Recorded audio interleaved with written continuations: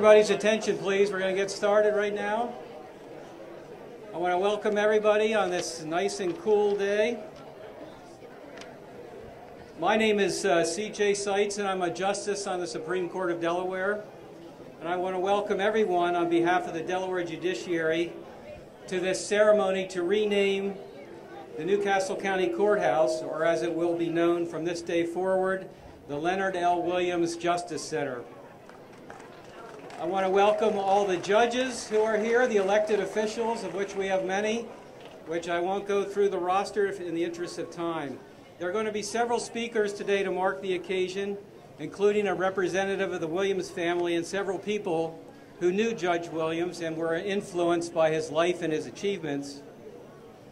On a personal note, years ago, Judge Williams publicly described my father, Chancellor Collins Seitz Sr., as a hero for his rulings on the two cases that would later become part of the landmark decisions in Brown versus Board of Education. I also had the privilege to work with Judge Williams on the project to restore the Hockessin Colored School number 107 in Hockessin, and was pleased with his leadership with that project. It's fitting for me to return the favor to Judge Williams today in some small way by being part of the ceremony here today. And now to get things underway, I'm going to turn the podium over to our governor, Jack Markell. Well, thank you, Justice Seitz. It's a pleasure to be with all of you today. And if the governor's dispensation makes any difference, you can feel free to take off your suit coat and other things. It's good to be with Judge Toliver, with the mayor, with Councilman Street, all of whom will be speaking, along with Representative Potter. There are so many elected officials and judges here. I don't know that I can introduce all of them, but we certainly appreciate everybody being here, and particularly to the Williams family. It's great to be with you. And I am very pleased to have this opportunity for the state to fulfill our commitment related to this courthouse, and to fulfill the committed effort of so many of Delaware's present-day civil rights leaders who have worked passionately to honor Judge Williams. We all know about the state's uneven history with the civil rights movement, and I'm proud of the recent efforts by my administration and the General Assembly and others to tackle head-on the inequities in our state. Clearly, there is significantly more to do, and I know that we all look forward to the day when all Delawareans will have the opportunities they deserve to realize their potential. And while we have a responsibility to speak out about solutions to past injustices, it's also important that we take the time to acknowledge and to pay homage to the contributions by Delawareans who have worked to make our state more equitable for all people. And today's dedication gives us another chance to revisit some of our proudest moments when Delawareans have successfully fought for historic changes to right historic wrongs. And from early in his career, Judge Williams played a significant role in Delaware's civil rights movement. From excelling as one of the first black students at the University of Delaware, to fighting for justice in our education system through his partnership with Lewis Redding, who, along as we heard a minute ago from Justice Seitz, worked with Justice Seitz's father and contributed to one of the most important legal actions in our nation's history. Judge Williams also helped to pave the way for the success of future African-American attorneys and judges, including in some of our state's most prominent positions, when he rose from assistant city solicitor in Wilmington to chief prosecuting attorney for a municipal court to presiding on the bench in front of which he had argued for many years. His contributions continued as a supporter of nonprofit organizations, and he continued to create more opportunities for another generation of African Americans to be part of our legal system as the mentor-in-chief at his former school, Howard. So to Judge Williams' family and friends and all those who have made him and his work an inspiration for improving our state, I thank you, and I do hope we'll have more opportunities to recognize our state's progress together. And with that, thank you. we want to present this tribute in honor of your father, Judge Leonard R. Williams, and we're just so happy and pleased that we now have the Leonard R. Williams Justice Center, and it's been a long time coming. And we want to thank Governor Jack Markell, because there have been many governors who could have done this but didn't, so we need to give him a round of applause.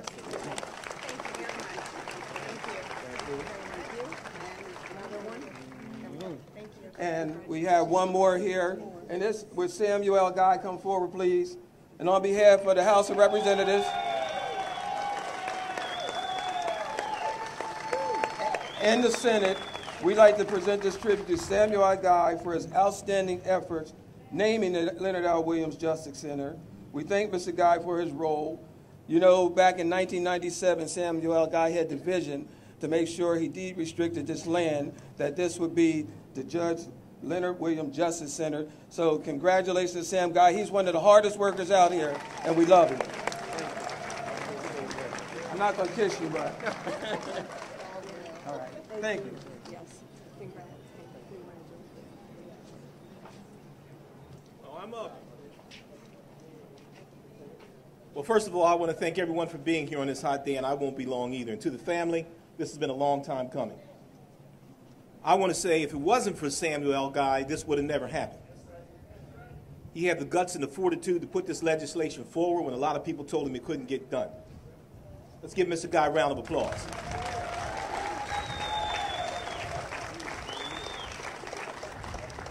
I want to thank Jea Street, Richard Smith, and Sam again when we went there and sat down with the governor to work this out so we can get this done.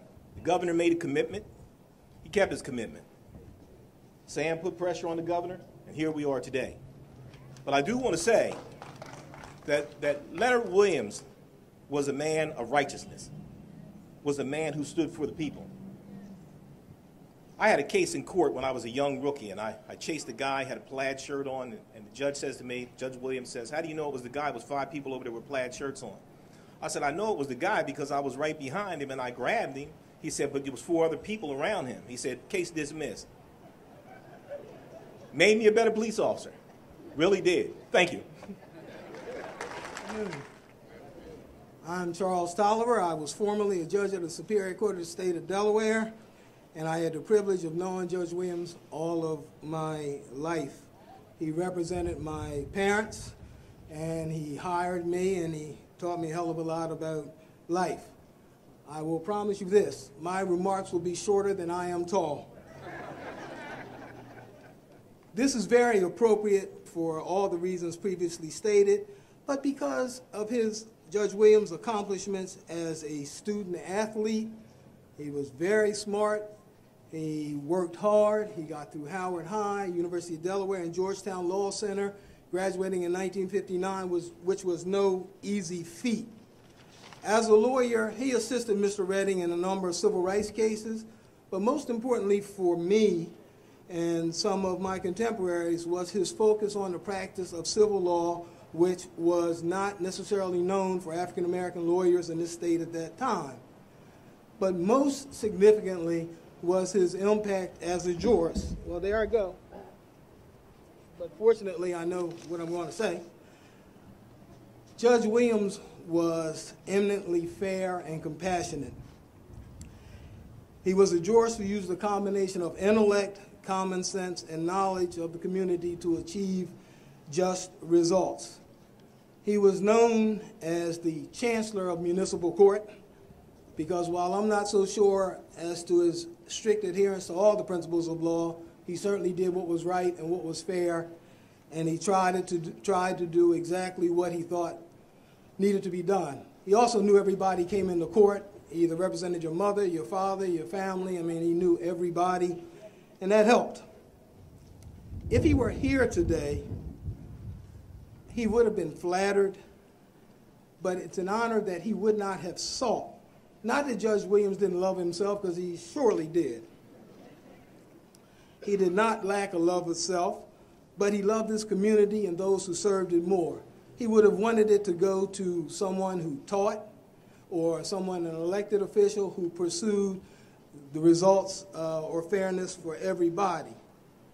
He would hope that this building actually, with his name upon it, would stand as a statement a monument against violence, and a monument in favor of fairness and equity for all.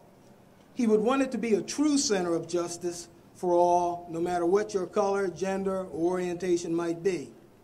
He would accept the honor only if by doing so we would pay tribute to those who had struggled in the past for justice and fairness and recognize the potential of this state and its elected officials to do more in the future.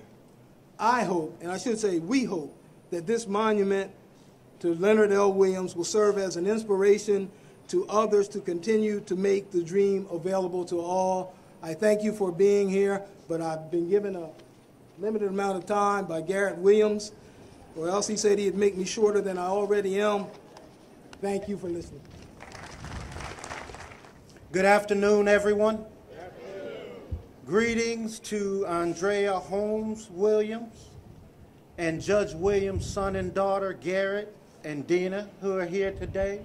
His third son passed away a few years ago, so he's unable to be with us today, but I'm sure he's looking down.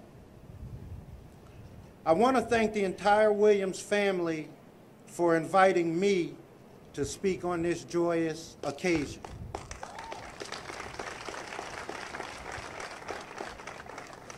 We are here in Wilmington, Newcastle County, Delaware, in the United States of America, to honor the life and legacy of Leonard L. Williams, the quintessential Wilmingtonian. He is the personification of the pure and essential essence of our dear city's slogan, a place to be somebody.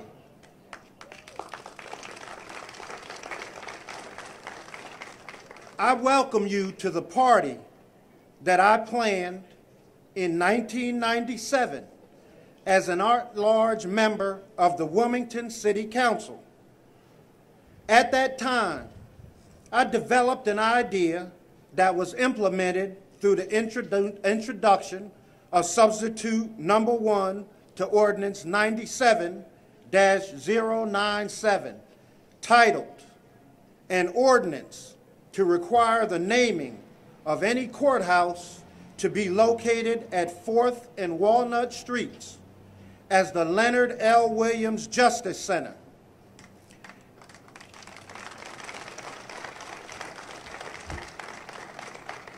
A deed restriction was the mechanism used to prevent any loopholes.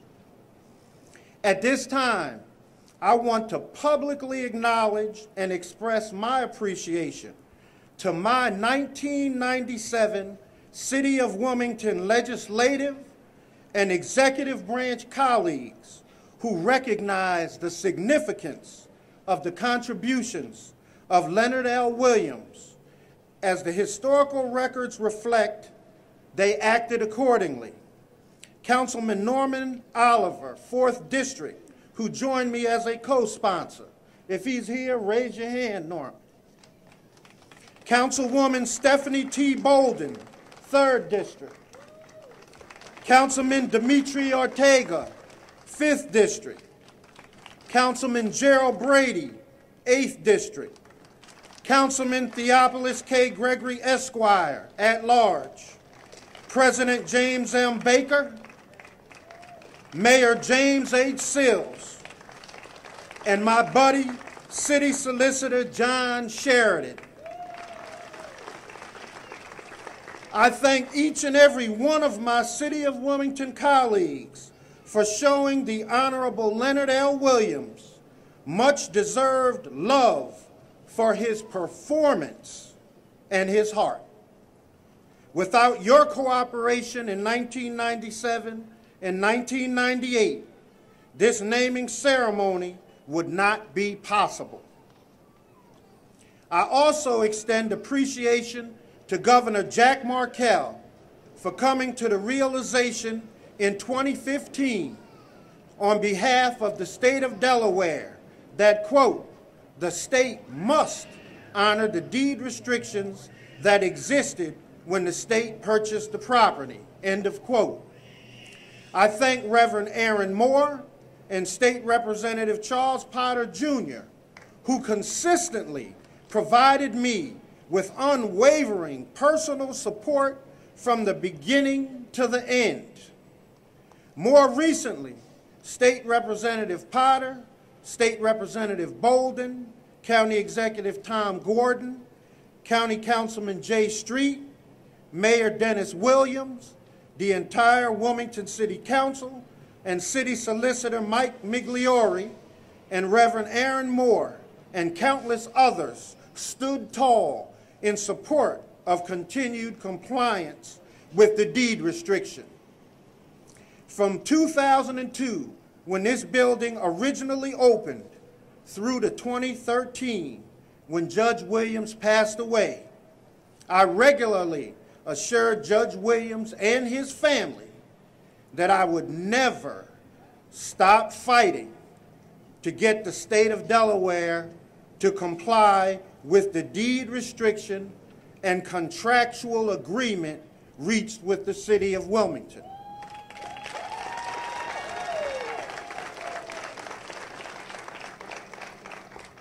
One thing that truly bothers me is that the Honorable Judge Leonard L. Williams should have had the opportunity to see his name on this building.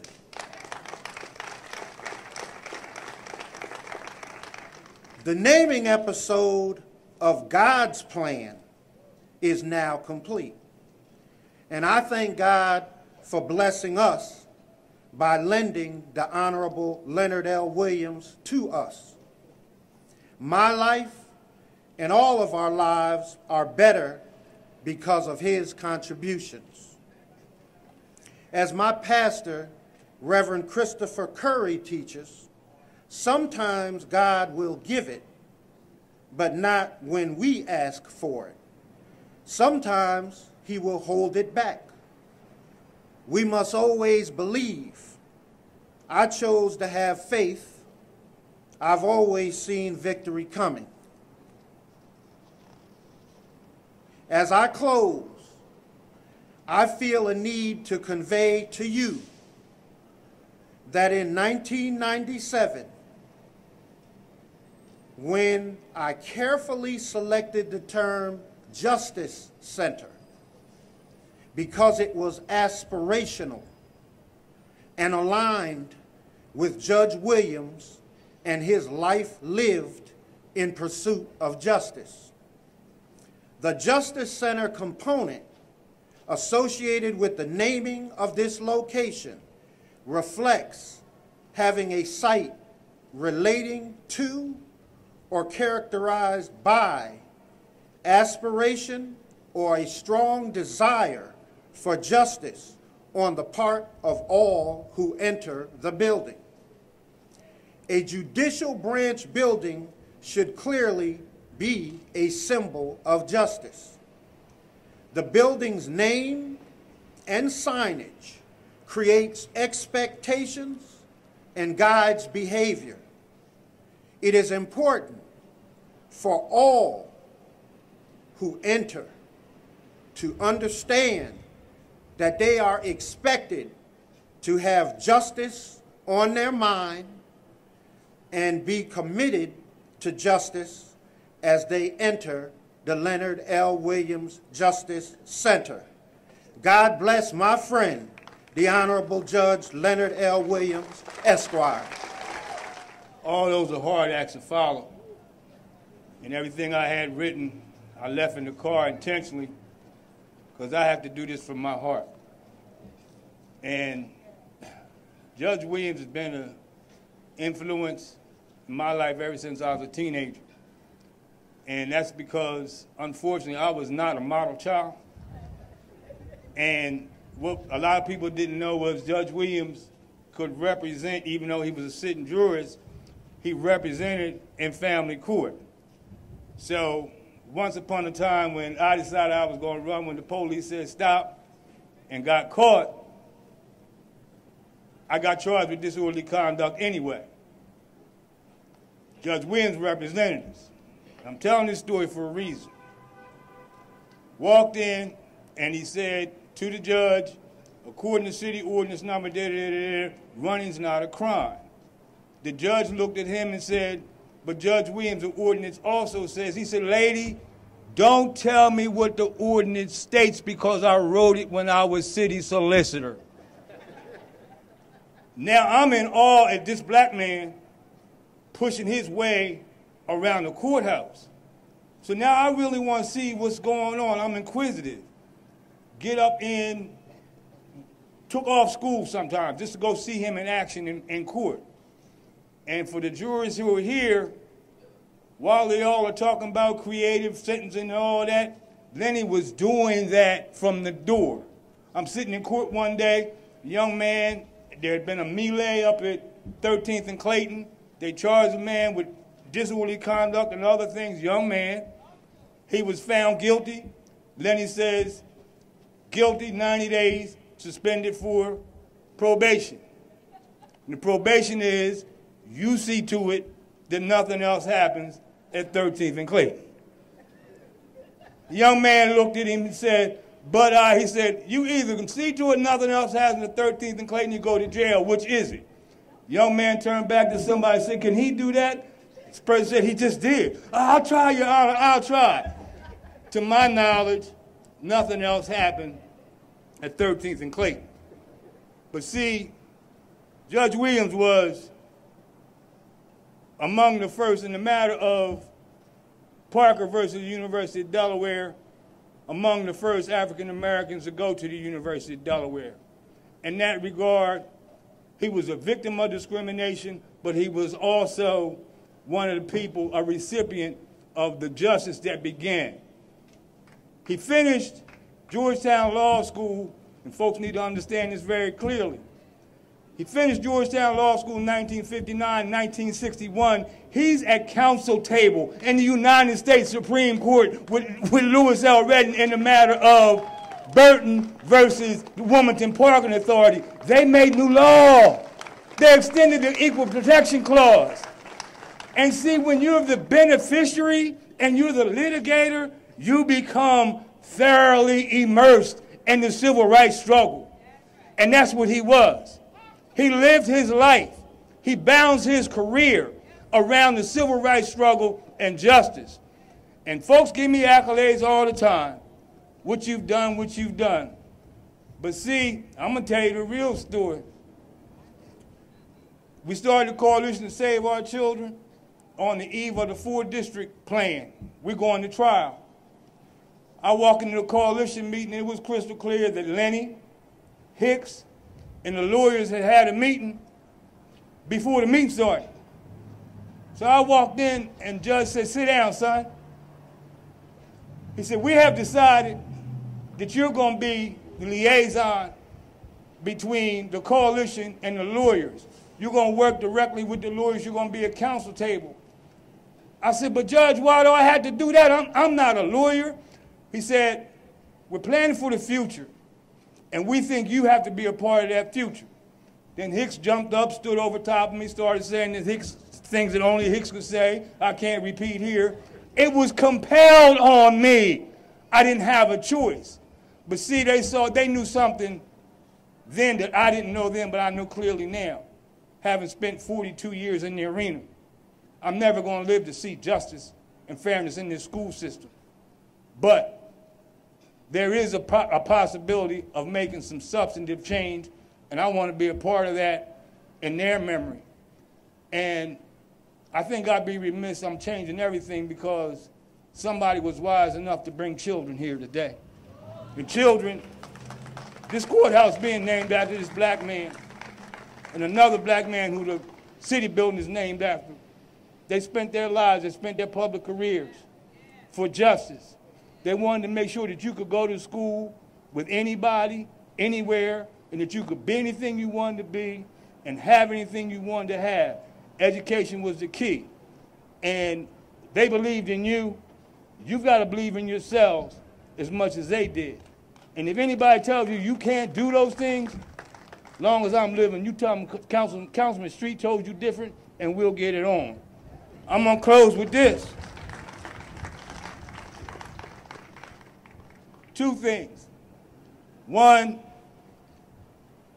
I'll never forget him repeatedly telling the story. He's a judge. He's a college graduate. He's a sitting judge. But he had to get a white man to go look at the house that he ended up living in because there was a possibility a black man would not be able to buy that house.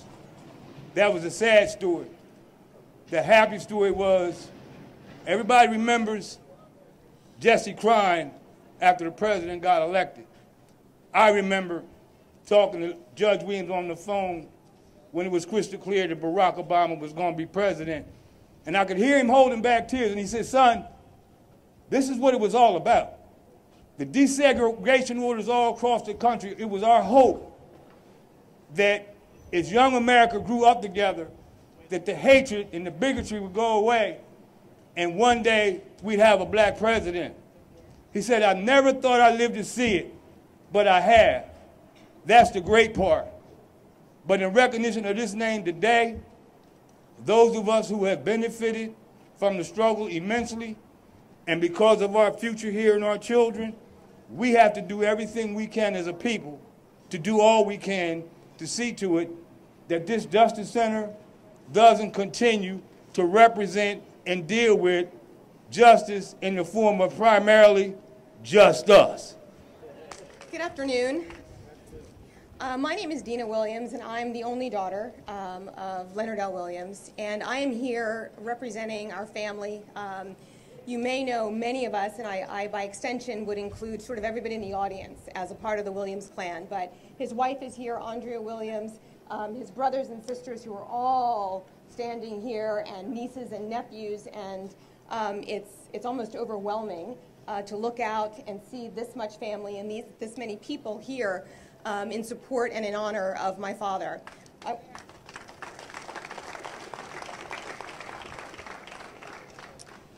I want to thank everyone in terms of the state and the city, everyone who's been here today and who's spoken about my father.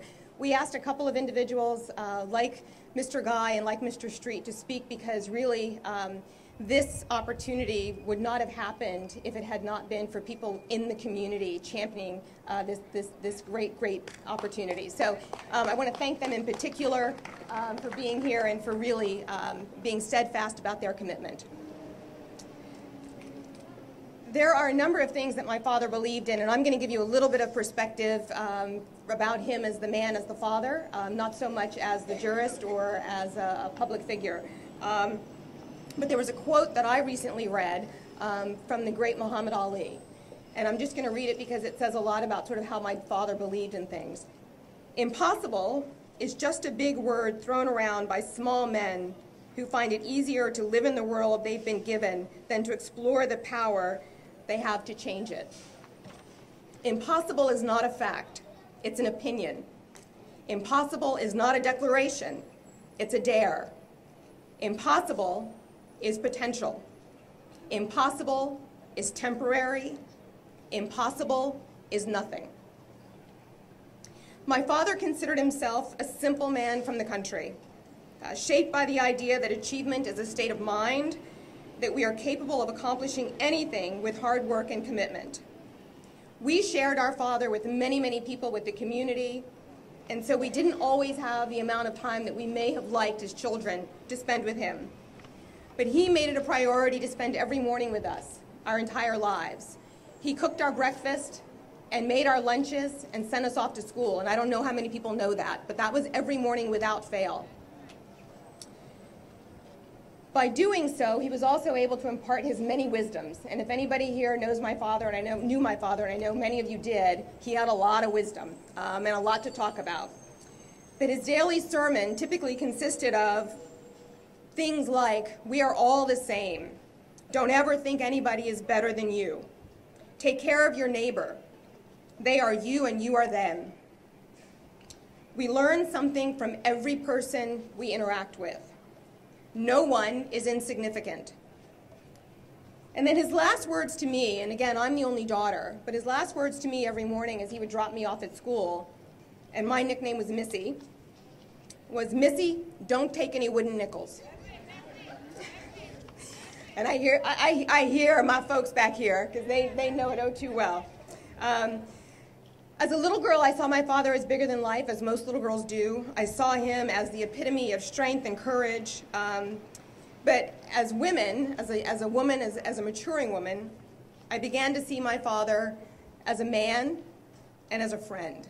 And that's a very different perspective that we grow into as adults.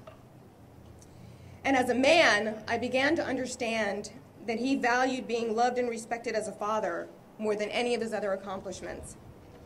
And I will tell you that he more than achieved that. I would be remiss not to acknowledge my mother and her support and commitment to my father's vision. They were quite a team during their time together. And I have to say, as I look at the state of the world today, it is painful and heartbreaking to see the lack of humanity expressed in our daily lives. It is a world that my father would have wanted to continue to change, one that requires active participation from us all, one that requires that we look up from our phones and look into the eyes and the hearts of our fellow man and be accountable to one another, one that reminds us that God made us all perfect, not a select few. It doesn't work that way. My father was not motivated by glory or recognition, so this public dedication in honor of his life's work would have astonished him, and he would have been brought to tears, literally. Today I stand before you representing my father and my family, and we are so deeply humbled and honored. We owe a great debt of thanks to the individuals that I mentioned before, but especially to Sam Guy, who sponsored this ordinance 18 years ago. And I know he also mentioned Norm Oliver and the host of other individuals who have been steadily in the background pushing for this opportunity to really happen. Some are here today and others are standing quietly in the background. And this is a collective achievement, I want to say that, because no one gets to any place in life without many people supporting them and championing their efforts. So I want to say thank you to all who are here today and those that are not.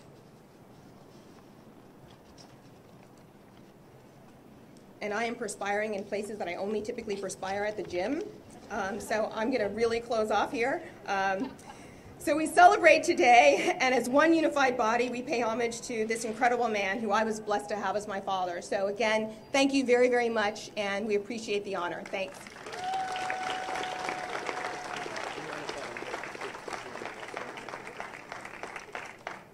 Thank you, Dena. That was beautiful, and we are so grateful that all of you have come out today. It's now time to unveil the sign, and I would ask the family to join Dena right over there, and I would invite the young people that Councilman Street referenced earlier. If you all would come up and join the family, I want you to be part of this moment of history.